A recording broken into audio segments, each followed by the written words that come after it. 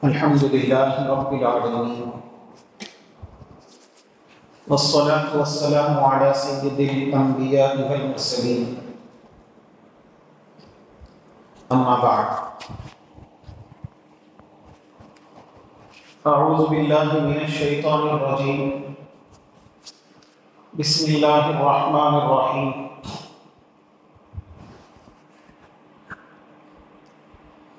يا أيها الذين آمنوا اتقوا الله وكونوا مع الصادقين صدق الله العلي العظيم.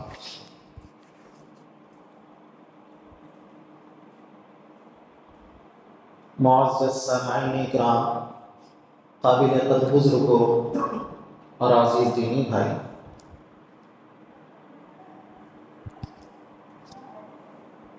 بھائی ذرا قریب آ کر کے بیٹھ جائیں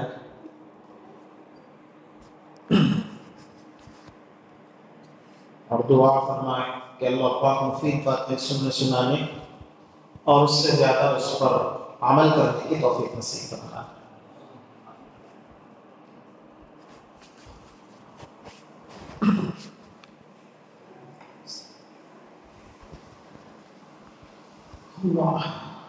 حضرات اولیاء کرام علیہم الصلاۃ والسلام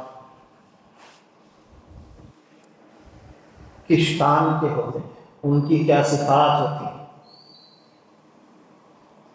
اور ان کی وجہ سے دوسرے مسلمانوں کو، دوسرے مومنوں کو کیا فائدہ پہنچتا ہے،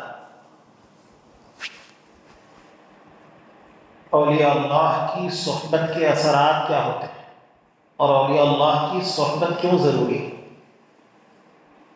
یہ بیان چل رہا ہے.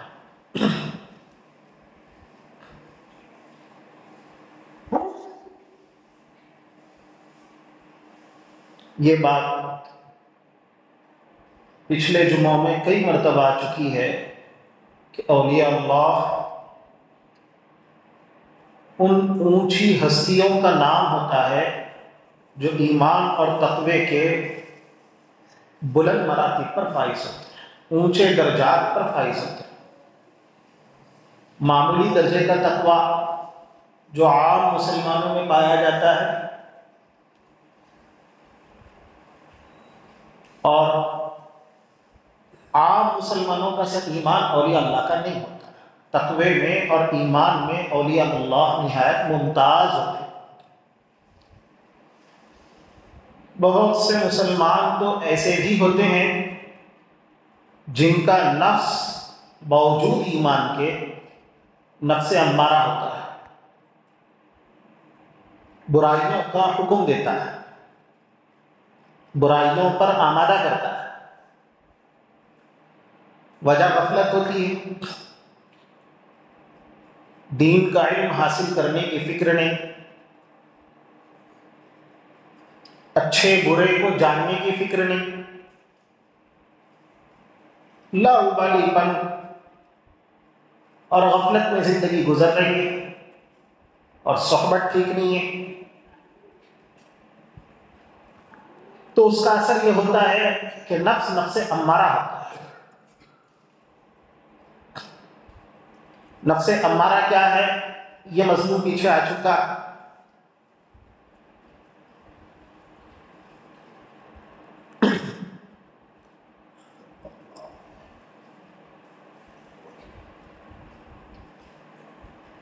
جب آدمی کے اندر طلب پیدا ہوتی ہے، جستجو پیدا ہوتی ہے، اور اس کے اندر اپنی اصلاح کی فکر پیدا ہوتی ہے، تو اصلاح کا سب سے پہلا قدم نفس پر پڑتا ہے. 7 قسمیں کھا کر کے اللہ پاک نے مضمون بیان کیا تھا، جس کا تذکرہ پچھلے جمعہ آیا، قد افلح من زکاها وقد خاب من دساها. 7 قسمیں کھا کر کے مضمون بیان کیا اللہ پاک نے کہ دیکھو وہ شخص کامیاب ہو گیا جس نے اپنے نفس کا تزکیہ کیا، جس نے اپنے نفس کو سدھار لیا، جس نے اپنے نفس پر لگام ڈالا، تو وہ شخص کامیاب ہو گیا. قد افلح من زکاها وقد خاب من دساها. تو اب اگر اصلاح کی فکر پیدا ہوئی اور اپنے نفس کو وہ صحیح کرنا چاہتا ہے، اس کے لیے مجاہدات، مشقتوں کو برداشت کرتا ہے، تو پھر اس کے اندر اللہ کا جب کوئی حکم ٹوٹتا ہے تو ملامت پیدا ہوتا ہے، وہ برائی کو اچھا نہیں سمجھتا، برائی کو برا سمجھتا ہے، غلطی کو غلطی سمجھتا ہے، تسلیم کرتا ہے کہ غلطی ہے، نماز نہیں پڑھ رہا، اپنے آپ کو مجرم سمجھتا ہے، چاہتا تو نہیں، ہو جاتی ہے بدکاری، لیکن اپنے آپ کو وہ غلط سمجھتا ہے۔ لیکن جس کا نفس امارہ ہوتا ہے، غلطی کرنے کے بعد غلطی کو بھی وہ کیا کرتا ہے؟ گھٹائی اختیار کرتا ہے، فجور کی راہ اختیار کرتا ہے، غلطی کو غلطی تسلیم نہیں کرتا، وہ اسٹینڈرڈ آف پروگریس سمجھتا ہے گناہوں کو۔ تو ایسے کا نفس تو نفس امارہ ہے۔ لیکن جس کے دل میں اصلاح کا جذبہ پیدا ہو گیا، گناہوں کو گناہ سمجھتا ہے، اللہ کا حکم ٹوٹتا ہے تو دل میں ندامت پیدا ہوتی ہے اور فکر پیدا ہوتی ہے کہ میرا نفس ایسا بنے کہ اللہ کا کوئی حکم ٹوٹنے نہ پائے، تو اس نفس کو نفس لوامہ کہا جاتا ہے۔ ہاں، اور پھر جب مجاہدات کے ذریعے سے اپنے نفس کو قابو کر لیتا ہے تو پھر نفس مطمئنہ بن جاتا ہے۔ ہاں، اب اللہ کا کوئی حکم ٹوٹتا ہو، چھوٹتا ہو تو بے چین ہو جاتا ہے بندہ، چھوٹتا ہی نہیں حکم، تو ایسا نفس کیا کہلاتا ہے؟ نفس مطمئنہ، کہ مکمل طور پر وہ مطیع ہو گیا، فرما بردار ہو گیا، ایک نماز قضا نہیں ہو رہی، ایک روزہ قضا نہیں ہو رہا، اللہ کا ایک حکم بھی نہیں چھوٹ رہا ہے۔ ہاں، اس کا پورا اہتمام ہے، اور گویا اس نے اپنے نفس کو مکمل طور پہ کیا کر لیا ہے؟ کنٹرول کر لیا ہے، تو اس کو نفس مطمئنہ کہا جاتا ہے۔ اور بات آ چکی ہے کہ اولیاء اللہ جتنے ہوتے ہیں، محنتوں کے، مجاہدات کے، مشقتوں کے کرنے کے بعد اپنے آپ کے نفس کو وہ مطمئنہ بنا لیتے ہیں۔ ہم سے اور آپ سے تو نمازیں چھوٹ جاتی ہیں، قضا ہو جاتی ہیں، بعد میں پڑھ لیتے ہیں، لیکن اولیاء اللہ کی نمازیں قضا نہیں ہوتی، ایک نماز بھی نہیں چھوڑتی، صرف نماز ہی نہیں، اللہ کا کوئی حکم نہیں چھوڑتا، ایسے ٹرین کر لیتے ہیں وہ اپنے آپ۔ تو یہ جو اصلاح ہے، یہ اصلاح کیا کہلاتی ہے؟ یہ اصلاح ہوتی ہے تقوی کے ذریعے سے۔ تقوی بندے کے اندر جب تقوی پیدا ہوتا ہے تو تقوی جو ہے تزکیے کے بغیر نہیں پیدا ہوتا، تزکیہ کرنا پڑتا ہے، اور تزکیے کے اندر سب سے پہلی چیز نفس ہے۔ جب تک آدمی نفس کی اصلاح نہیں کرتا تو آگے کا کوئی مرحلہ طے ہی نہیں ہوتا۔ نفس کے اصلاح کے بعد نمبر آتا ہے روح کی اصلاح کا، روح، اور سب سے آخر میں نمبر آتا ہے قلب کی اصلاح۔ ہاں، جذبات پہلے بن جاتے ہیں، جب انسان کے جذبات ہوتے ہیں، ہاں، جیسے محبت ہے، نفرت ہے، غصہ ہے، شہوت ہے، یہ جو جذبات ہیں، یہ جذبات جب تک کنٹرول نہیں ہوتے، آدمی شہوت کے اندر افراط کرتا ہے تو افراط کے نتیجے میں کیا ہوتا ہے کہ آدمی جانور بن جاتا ہے، بس اس کا مقصد اپنی خواہشات کو پورا کرنا ہے، اس کے علاوہ اور کچھ نہیں، بالکل جانور بن جاتا ہے، ہر وہ کام کرنے لگتا ہے جو اس کے نفس کو تسکین پہنچاتا ہے، جو اس کے نفس کو لذت دیتا ہے، بالکل جانور۔ اور جب شہوت کے اندر اعتدال پیدا ہوتا ہے تو پھر عفت آتی ہے، آدمی کے اندر عفت پیدا ہو جاتی ہے۔ لیکن اگر شہوت کے اندر کیا ہو جائے؟ تفریط ہو جائے، انتہائی درجے کی کمی ہو جائے، شہوت ایک انسان کے اندر موجود جذبہ ہے لیکن وہ بہت زیادہ کم ہو جائے، حد اعتدال سے نیچے ہو جائے، تب آدمی عدم دلچسپی کا مظاہرہ کرنے لگتا ہے، کسی چیز میں اس کا دل نہیں لگتا، کوئی کام کرنا نہیں چاہتا۔ تو یہ جو بنیادی صفت ہے، یہ بنیادی صفت اعتدال میں آنا انتہائی ضروری ہوتا ہے، اس کے بغیر آدمی شریعت پر چل نہیں سکتا۔ غصہ آؤٹ آف کنٹرول ہو جائے، غصے میں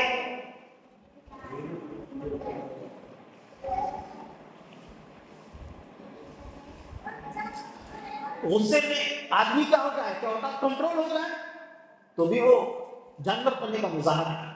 ہاں لیکن غصے میں کیا کہ لگام اور گویا اعتدال، تو یہ چیز مطلوب ہوتی ہے.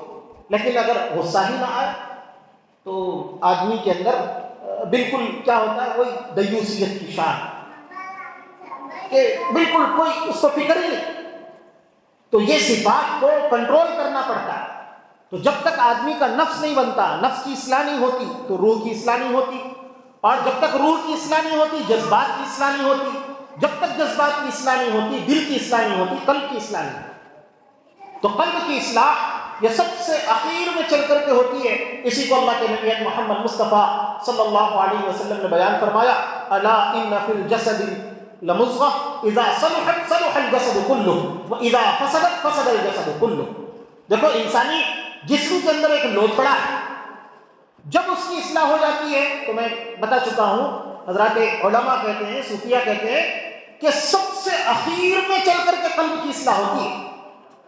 اور قلب کے اندر اصلاح کی ضرورت نہیں ہوتی ہے، اس کے اوپر کیا ہو جاتا ہے. اور یہ جو کچھ اس کے اندر گویا گندگی پیدا ہوتی ہے قلب کے اندر، فساد اور بگاڑ جو پیدا ہوتا ہے، دراصل وہ عکس ہوتا ہے روح کی گندگی کا، نفس کی گندگی کا، جذبات کی گندگی کا. جب یہ سب بن جاتے ہیں، نفس پہلے بن جاتا ہے، پھر روح بن جاتی ہے، پھر جذبات بن جاتے ہیں، تو قلب کی اصلاح کے لیے زیادہ محنت کرنے کی ضرورت نہیں پڑتی. چونکہ قلب کا اندرون تو باری تعالیٰ کی تجلی گاہ ہوتی ہے، اور اندر میں تو اللہ پاک گویا اللہ پاک کے انوارات کی تجلی قلب کے اندر پائی جاتی ہے. اسی لیے قلب کے اندر نجاست سرایت نہیں کرتی. اسی لیے اللہ کے نبی نے کہا تھا کہ استفت قلبی، آدمی قلبک یعنی آدمی جب بھی کنفیوز ہو جائے تو پہلے وہ اپنے دل سے پوچھے، چونکہ دل اس کا ہر حالت میں اس کی صحیح رہنمائی کرے گا. ایک اندر کی آواز ہوتی ہے، ایک ضمیر کی آواز ہوتی ہے. آدمی بدکاری کر رہا، آدمی چوری کر رہا، آدمی ڈاکہ ڈال رہا ہے، تو اب اندر اگر پوچھے گا وہ، تو اندر تو چونکہ قلب کا جو اندرون ہوتا ہے وہ تو باری تعالیٰ کے انوارات کا مرکز ہوتا ہے، تو وہاں سے ندا آتی ہے تم جو کر رہے ہو غلط کر رہے ہو.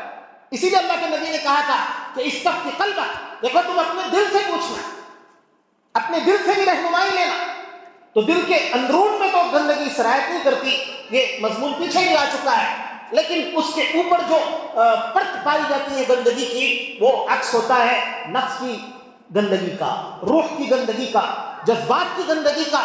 تو اس کی وجہ سے اس کے اوپر جو میل کچیل پایا جاتا ہے، اس کا تصفیہ جب کر لیا جاتا ہے تو آدمی بالکل پاک و صاف ہو جاتا ہے. لیکن اس کے لیے ضرورت ہوتی ہے اہل اللہ کی صحبت. کلام پاک کی میں نے آیت پڑھی، اس میں یہی مضمون ہے، یا ایھا الذین آمنوا اتقوا اللہ وکونوا مع الصادقین. اے ایمان والو، اللہ سے ڈرو اور سچوں کے ساتھ رہو. ہاں کیسا عجیب مضمون ہے کہ دیکھو اللہ پاک نے اس آیت کے اندر یہ بھی کہا کہ کامیابی کے لیے تقویٰ ضروری ہے، اللہ کا ڈر ضروری ہے.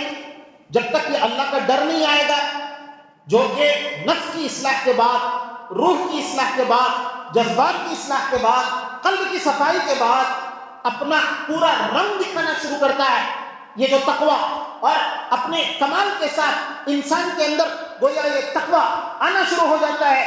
تو یہ جو تقویٰ ہے، اس تقوی کے اختیار کرنے کا اللہ پاک نے حکم دیا، یا ایھا الذین آمنوا اتقوا اللہ. لیکن اسی آیت میں اس کا علاج بھی بتا دیا. اب پوچھیں کہ بھئی یہ تقویٰ کیسے حاصل ہوگا، کہ بندے کے اندر یہ صفائی ہو اور ایسا نور ہو اور ایسا تقویٰ، اللہ کا ڈر اس طریقے سے انسان کے دل میں آ جائے. تو یہ دل میں اللہ کے ڈر کے آنے کا طریقہ کیا ہے، کیسے آئے؟ تو اللہ نے طریقہ بھی بتا دیا، اور سب سے آسان طریقہ بتایا. کیا بتایا؟ یا ایھا الذین آمنوا اتقوا اللہ وکونوا مع الصادقین. دیکھو اگر تم اپنے اندر تقویٰ پیدا کرنا چاہتے ہو تو سچوں کے ساتھ رہو. انسان جو ہے نا، انسان کا اصل جو مادہ ہے اس کے اندر انس پایا جاتا ہے. بابا یہ جو بچے ہیں آواز وغیرہ نہ کریں، مسجد میں آوازیں اور شور وغیرہ نہیں ہونا چاہیے، خاص طور پر جب اللہ کی اور اللہ کے رسول کی باتیں بیان کی جائیں تو اس وقت میں کسی بھی طریقے کا کوئی شور مناسب نہیں ہوتا. طلب کے ساتھ بیٹھیں تو فائدہ ہوتا ہے. اللہ کیا بات چل رہی تھی؟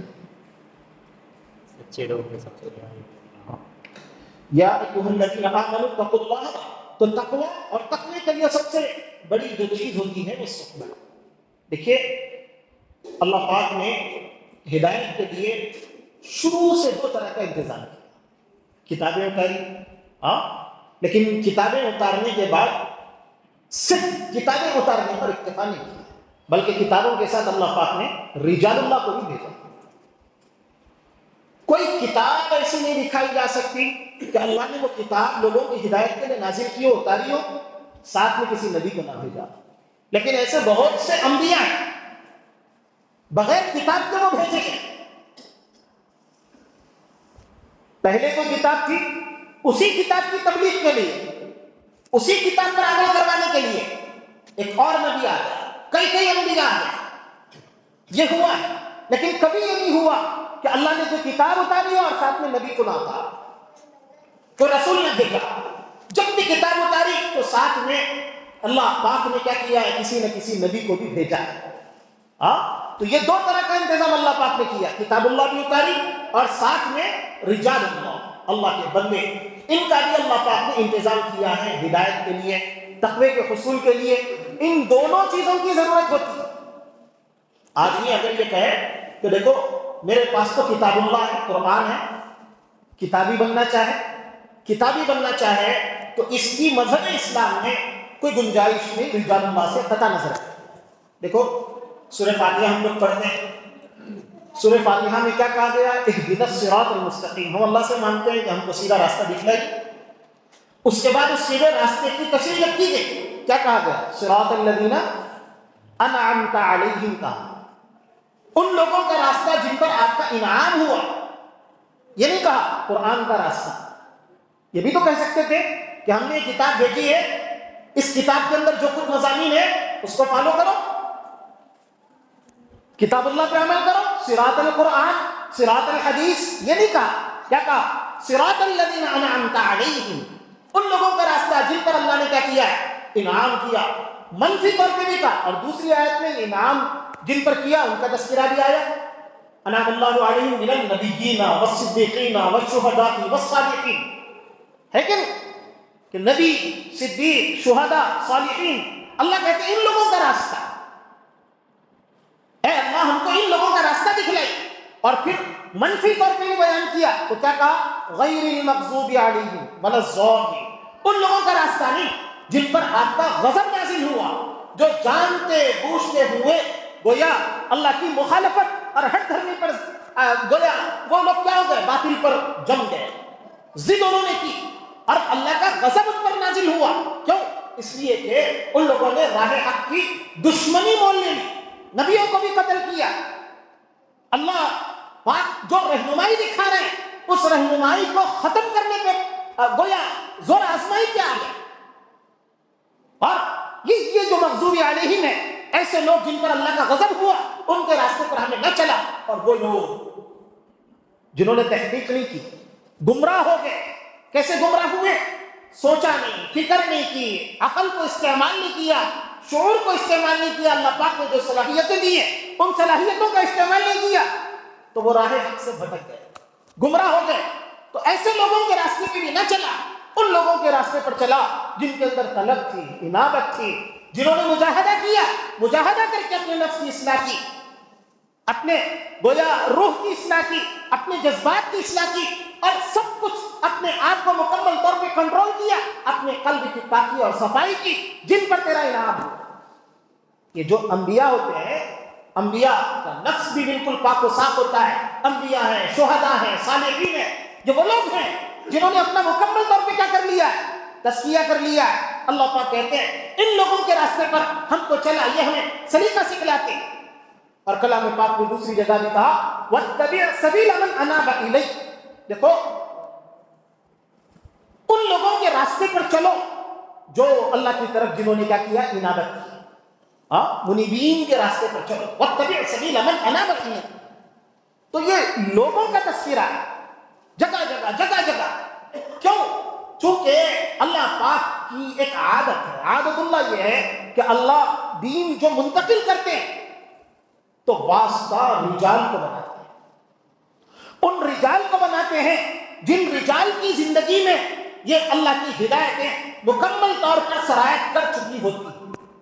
کتاب اللہ ان کی زندگی میں اتر گیا, سنت رسول اللہ ان کی زندگی میں اتر گیا, تو اب وہ جو بولیں گے جو کریں گے وہ قرآن بھی ہوگا, وہ حدیث بھی ہوگی, وہ سنت بھی ہوگی. تو اللہ پاک یہ چاہتے ہیں کہ دیکھو اپنا آئیڈیل بناؤ, نمونہ بناؤ, پیروی کرو, اور کسی کی صحبت میں رہو تو ایسے لوگوں کی صحبت میں رہنے کی کوشش کرو. صحبت کا اثر سب سے زیادہ ہائی ہوتا ہے. آدمی کیا کرے کہ جو ہے علم حاصل کرے, کتاب پڑھے, تو اس سے بھی معلومات اس کو ہوتی ہیں, اور کچھ نہ کچھ نفس پہ بھی اثر پڑتا ہے, روح پہ بھی پڑتا ہے, قلب پہ بھی پڑتا ہے, لیکن اثر بہت کم ہوتا ہے. جو ہم لوگ یہ جو تعلیم کا اب بیان خطابت ہے, اب آپ لوگ مجھ سے یہ باتیں سن رہے ہیں, ان کا بھی اثر پڑتا ہے, لیکن اس کا اثر بھی اتنا زیادہ پاورفل نہیں ہوتا ہے جتنا زیادہ پاورفل اثر صحبت کا ہوتا ہے. آدمی کیا کرے, کسی کے ساتھ جا کر کے رہ جائے تو رہ جائے, یہ رہنے کی بہت بڑی اہمیت ہے. اتقوا اللہ وکونوا مع الصادقین, وکونوا مع الصادقین کی علماء کرام نے, حضرات مفسرین نے جو تشریح کی ہے وہ یہی تشریح کی ہے کہ ان کے ساتھ رہ پڑو. یہ نہیں کہا کہ ان سے ملاقات کرو, جاؤ جا کے ملو.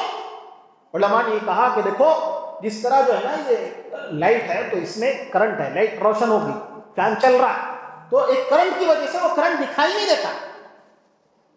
تار کے ساتھ ہے, کرنٹ اگر دیکھنا چاہو نظر نہیں آئے. اور آج کل تو ٹیکنالوجی بہت جدید ہو گئی, وائرلیس طور پر بھی کیا ہوتا ہے, کنیکشن پایا جاتا ہے. قلب کو قلب سے راہ ہوتی ہے. آدمی جب کسی کی, اب یہ جو انسان ہے نا, انسان کے اندر فطری طور پر اللہ پاک نے یہ انسیت کا مادہ رکھا ہے. فطری طور پر یہ ایک چور ہے, چور. جن لوگوں کی صحبت میں رہے گا ان سے وہ پوری چیزیں چوری کرے گا, سیکھے گا. ڈاکوؤں کی صحبت میں رہے گا, ڈاکو بنے گا. دھوبی کی صحبت میں رہے گا, دھوبی بنے گا. اللہ والوں کی صحبت میں رہے گا, اللہ والا بنے گا. یہ صحبت انتہائی زیادہ مؤثر ترین چیز ہے, ہر چیز سے زیادہ. اور اللہ والوں کے پاس جانے کے بعد چاہے اللہ والا کچھ بیان نہ بھی کرے, روایتوں میں بہت سے ایسے مضامین بھی ہیں کہ حضرات صحابہ کرام یہ کہتے ہیں کہ ہم اللہ کے نبی کے ساتھ ہوتے تھے, اللہ کے نبی کچھ کہتے بھی نہیں تھے, لیکن جب بھی اللہ کے نبی کے ساتھ ہوتے تو بھی نور منتقل ہوتا. بس ساتھ رہنا شرط ہے, چاہے بیان نہ ہو, چاہے کچھ نہ ہو, لیکن ہاں ایک چیز کی شرط ہے, اندر طلب ہو, نیت ہو. نیت کے ساتھ جائے آدمی, نیت کے ساتھ جا کر کے اگر رہنا شروع کر دے تو قلب میں طاقت پیدا ہونا شروع ہو جاتی ہے, تقویٰ آنا شروع ہو جاتا ہے, اور آدمی کے اندر فکر پیدا ہونی شروع ہو جاتی ہے. اگر وہ اللہ والا بننا چاہتا ہے, کامل شریعت کی اتباع کرنا چاہتا ہے, اولیاء اللہ جس طرح اپنے آپ کا مکمل تزکیہ کر کے وہ اللہ کے منظور نظر بن چکے ہیں, اس طرح اپنی زندگی کو یوں ہی بنانا چاہتا ہے, تو اس کا سب سے آسان راستہ یہ ہے کہ اہل اللہ کی صحبت میں رہنے کی کوشش کریں. اللہ کا حکم ہے اتقوا اللہ وکونوا مع الصادقین, دیکھو تم سچوں کے ساتھ رہو. اور حضرات مفسرین نے یہ بھی کہا کہ جب اللہ پاک نے کہہ دیا سچوں کے ساتھ رہو, تو ایسے کیسے ہو سکتا ہے کہ اللہ دنیا سے سچوں کو غائب کر دیں, اٹھا دیں, اور پھر ہم کو حکم دے دیں تم سچوں کے ساتھ رہو. تو یہ تو تکلیف مالا یطاق ہے کہ اللہ نے سچے تو دنیا میں رکھے ہی نہیں, اور ہم سے کہا جا رہا ہے کہ ہم سچوں کے ساتھ رہیں. یہ ناممکن ہے. اسی لیے حضرات مفسرین نے یہ لکھا ہے, کہا ہے کہ دیکھو قیامت تک سچے دنیا میں ضرور رہیں. ہاں, اسی میں چند لوگوں کے سوال کا جواب بھی ہے جو کہتے ہیں کہ بھائی ٹھیک ہے, ہمیں اپنے دل کی اصلاح کرنی ہے, ہمیں اپنے جذبات کی اصلاح کرنی ہے, نفس کی اصلاح کرنی ہے, تو کرنی ہے تو ہمیں اللہ والے چاہیے. اللہ والے کہاں ملیں گے؟ یہ سوال ہوتا ہے. اب ہم کیسے تلاش کریں, کیسے ڈھونڈیں اللہ والوں کو؟ اور جب ہم تلاش کرنے پہ آتے ہیں تو شیطان گویا ایک پینترا کھیلتا ہے. وہ کیا پینترا کھیلتا ہے کہ میں جس سے اپنی اصلاح کراؤں گا نا, وہ کیا ہونا چاہیے, بالکل حسن بصری، جنید بغدادی، یا پھر حضرت پیران پیر شیخ عبد القادر جیلانی رحمۃ اللہ علیہ، یا پھر بایزید بستانی رحمۃ اللہ علیہ، یا اس طرح کے اونچے درجے کے اولیاء اللہ کا وہ تصور کرتا ہے. وہ یہ چاہتا ہے کہ میں اصلاح کروں گا تو اسی وقت میں کروں گا اپنی اصلاح، میں کسی کی صحبت میں جا کے رہوں گا تو اسی وقت میں جا کے رہوں گا. جبکہ کیا ہو کہ مجھے کوئی جنید بغدادی مل جائے تو قیامت تک اب کوئی جنید بغدادی تو آنے والا ہے نہیں. ہاں، قیامت تک کوئی نہیں آ سکتا. وہ جو لوگ تھے پہلے والے، وہ پہلے والے پہلے زمانے کے لوگ تھے، ان جیسا ولی اب بعد میں نہیں پیدا ہوتا. عام طور پر خیر القرون قرنی ثم الذین یلونہم ثم الذین یلونہم. ہم تو بالکل آخری زمانے میں رہے، اور ہم یہ چاہیں کہ ہمارا شیخ بالکل پہلے زمانے کا ہو، تو وہ تو خیر القرون کا دور تھا. اس زمانے میں جس درجے کے اور جس لیول کے اولیاء اللہ آ گئے، اس لیول کا ولی آج کے زمانے میں نہیں آ سکتا. تو ہم جس زمانے میں ہیں اسی زمانے کے حساب سے، اور اس زمانے کی اصلاح کے لیے ضرورت بھی نہیں ہے اس درجے بڑے اللہ والے کا، ورنہ تو اس درجے بڑے کسی اللہ والے کو اس زمانے میں اگر بھیج دیا جائے تو اس کا اتنا فائدہ بھی نہیں ہوتا. لوگ اس کی گویا اتنی افادیت کو سمجھتے بھی نہیں، فائدہ بھی نہیں اٹھاتے. ہمارے زمانے کے اعتبار سے، ہمارے لیول کے اور ہمارے زمانے کے مطابق جو اولیاء اللہ ہیں وہ اولیاء اللہ ضرور موجود رہتے ہیں. تو ہمیں اپنا لیول گھٹانا پڑے گا. ہمیں بھی تو دیکھنا پڑے گا کہ میں تو خیر القرون کا نہیں ہوں، میں تو قیامت کے قریب زمانے کا. اور حضرت گنگوہی نور اللہ مرقدہ نے تو حضرت تھانوی رحمۃ اللہ علیہ کو صاف کہہ دیا تھا، دیکھو لوگوں کی عمومی اصلاح امام مہدی کی آمد سے پہلے اب ہونے والی نہیں، بالکل نہیں ہو سکتی ہے. جب تک امام مہدی نہیں آئیں گے کامل اصلاح امت مسلمہ کی ممکن نہیں ہے. تو یہ سوچنا کہ جب تک لوگ نہیں بدلیں گے میں نہیں بدلوں گا، یہ بھی غلط. اور یہ والی بات کہ مکمل اصلاح ہو جائے، یہ بھی ہاں انفرادی طور پر کسی آدمی کے اندر خوب اعلیٰ درجے کی طلب پیدا ہوگی، وہ چاہتا ہے اپنی اصلاح کرنے کے لیے، تو اس کو تلاش کرنا پڑے گا. اب دیکھیے، اب ہم لوگ ہیں تو آج کل کا دور تو ڈپلیکیٹ دور ہے. کھانے پینے کے لیے کون سی چیز اصلی مل رہی ہے؟ آٹا اوریجنل مل رہا، چاول اوریجنل مل رہا. لیکن اگر اوریجنل نہیں مل رہا تو کوئی بغیر کھائے بغیر پیے مرنے کے لیے تیار ہے، یا جیسا اسی میں سے اچھا چن کے کیا کر لیتا ہے، اپنے لیے کھانے کا انتخاب کر لیتا ہے. نہیں، آٹا صحیح نہیں مل رہا میں روٹی نہیں کھاؤں گا، چاول صحیح نہیں مل رہا ڈپلیکیٹ مل رہا میں چاول کھاؤں گا نہیں. کوئی یہ طے کر لیتا ہے، تو اگر یہ طے کر لیتا ہے تو وہ تو مرے گا، اس کے علاوہ تو کوئی دوسری شکل نہیں ہے. تو اب اگر وہ یہ چاہتا ہے کہ بھائی مارکیٹ میں جیسا تیسا بھی ہو، میں کسی اچھی دکان کو تلاش کر لوں گا جہاں پر ڈپلیکیٹ مال نہ ہو، جہاں دھوکہ نہ دیا جاتا ہو، میں سرچ کروں گا، کوشش کروں گا، محنت کروں گا، تو سرچ اور محنت کے بعد آپ کو اچھا آٹا ملے یا نہ ملے.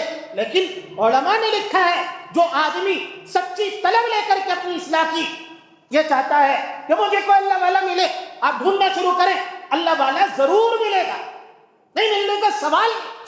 یہ علماء نے لکھا ہے، چونکہ اللہ پاک نے اس کا مکلف کیا ہے. اللہ پاک نے ہمیں مکلف بنایا کہ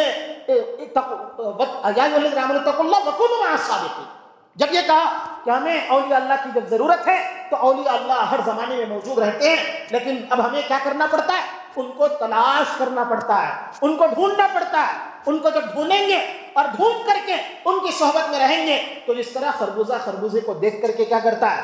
اثر قبول کرتا ہے، اور خربوزے کو دیکھ کر کے رنگ پکڑتا ہے، اسی طرح اہل اللہ کی صحبت میں رہنے کا اور صادقین کی صحبت میں رہنے کا جب اہتمام کیا جائے گا تو اللہ پاک ہمارے اندر بھی وہ تقویٰ پیدا کریں گے. اللہ پاک کہنے سننے سے زیادہ سمجھنے کی توفیق نصیب فرما اور عمل کرنے کی توفیق نصیب فرما. آمین. وآخر دعوانا